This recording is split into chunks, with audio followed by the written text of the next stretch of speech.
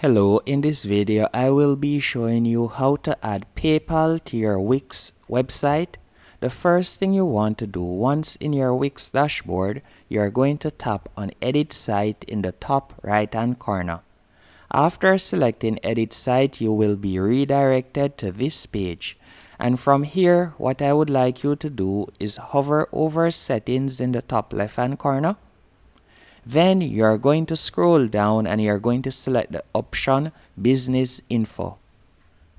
After selecting Business Info, I want you to scroll down to the bottom left hand corner and you're going to select Finances. Then you're going to select Payments. Here you will simply scroll down and right where you see PayPal, you're going to tap on Connect.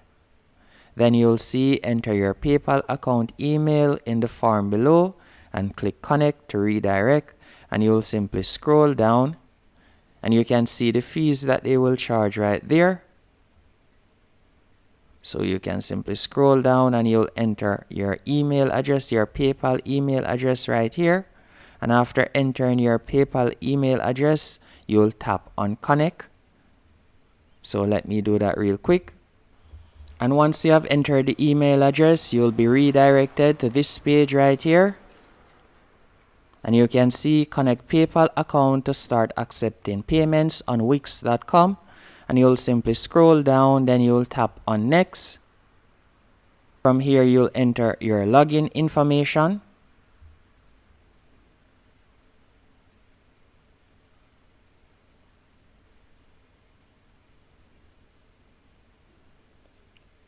After you have entered your login information and you have done all of that, by the way, as you can see right there, you will need to upgrade.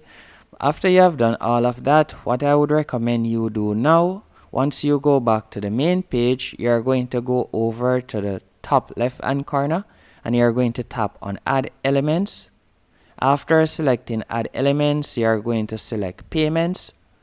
And from here, you can select PayPal buttons.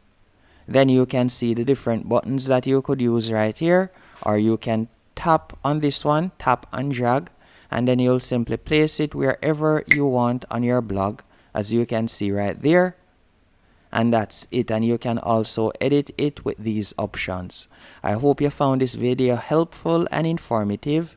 If you did, be sure to hit the like button and subscribe.